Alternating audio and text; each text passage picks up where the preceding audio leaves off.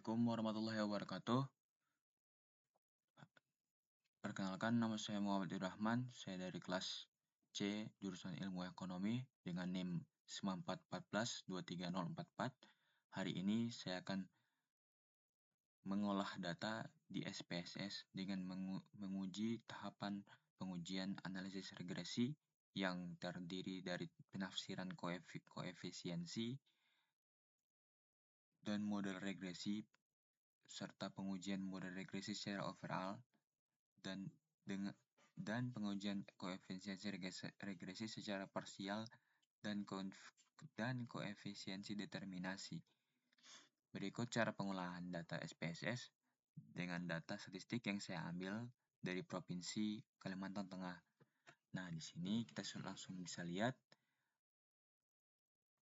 data-data statistik dari Provinsi Kalimantan Tengah.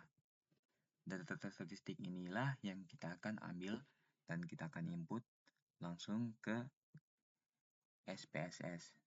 Nah, kebetulan saya sudah menginputnya langsung ada di sini di SPSS. Dan kita langsung saja ke analyze.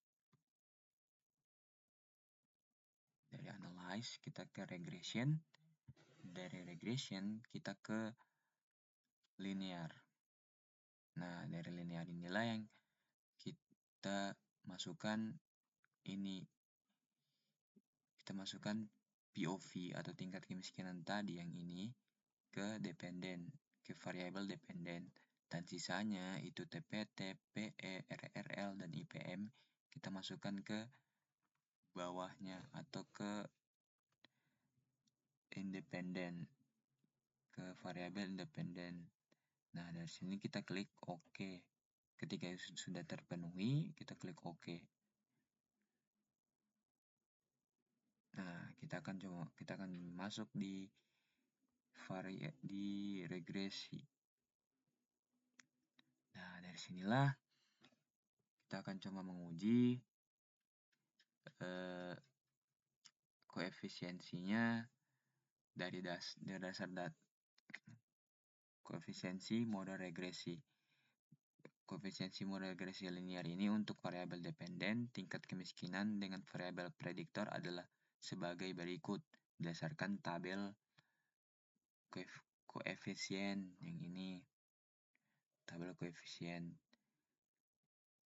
yakni tingkat kemiskinan tambah rata-rata lama sekolah. Tingkat kemiskinan tadi, tingkat kemiskinan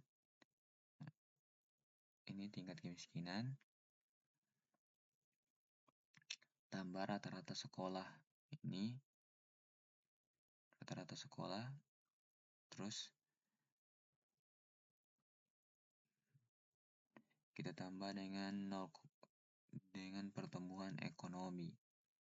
Dan pertumbuhan ekonomi ini 0,34 ini, terus tambah dengan indeks pembangunan manusia 0,169.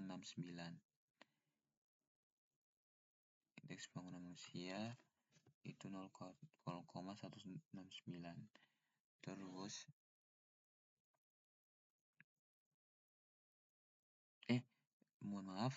tingkat pengangguran terbukanya itu 0,169.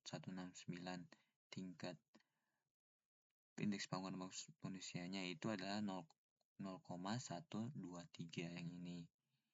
Nah, di mana konstantanya itu adalah yang ini. Terus koefisien rata-rata lama sekolahnya itu adalah 2828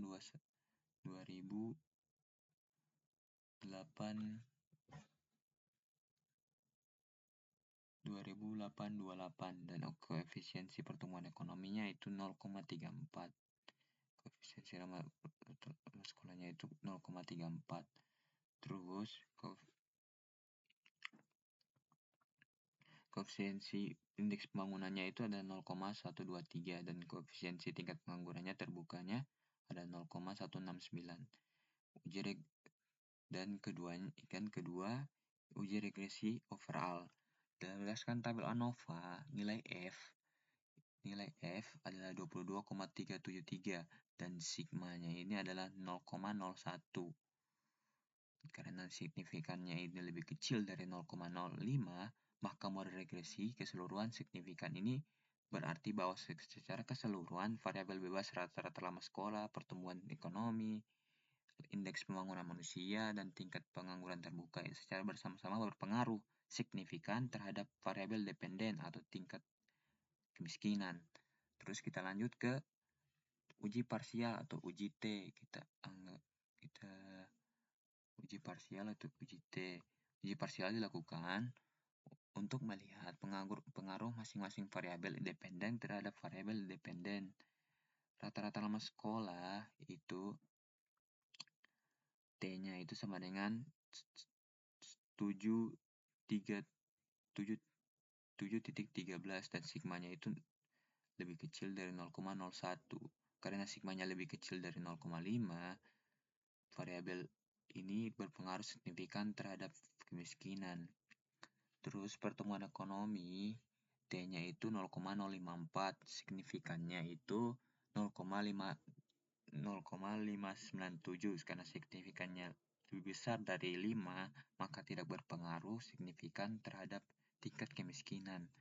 Indeks pembangunan manusia, T-nya itu 0,739 dan signifikannya itu 0,787. Karena signifikannya lebih besar dari variabel signifikannya lebih besar dari 0,005, variabel ini tidak berpengaruh signifikan terhadap tingkat pengangguran, tingkat kemiskinan. Terus yang terakhir itu tingkat pengangguran terbuka.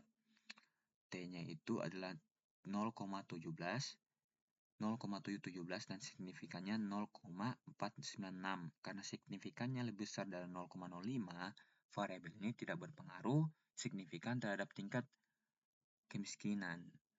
Hanya variabel rata-rata lama sekolah yang memiliki pengaruh yang signifikan terhadap secara parsial terhadap tingkat kemiskinan. Dan kemudian yang terakhir itu uji determinasi atau R-square. Kita langsung ke R-square tadi. Ini model summary. Berdasarkan tabel model summary, R-square-nya ini adalah 0,209. Berarti bahwa 92,9% variabilitas dalam tingkat kemiskinan dapat dijelaskan oleh variabel independen atau rata-rata lama sekolah, pertumbuhan ekonomi, indeks pembangunan manusia, dan tingkat pengangguran terbuka. Sisanya 7,1% dijelaskan oleh faktor lain di luar model. Jadi, hanya itu saja yang saya bisa jelaskan. Mohon maaf jika ada kekurangan dan kesalahan. Sekian dari saya. Assalamualaikum warahmatullahi wabarakatuh.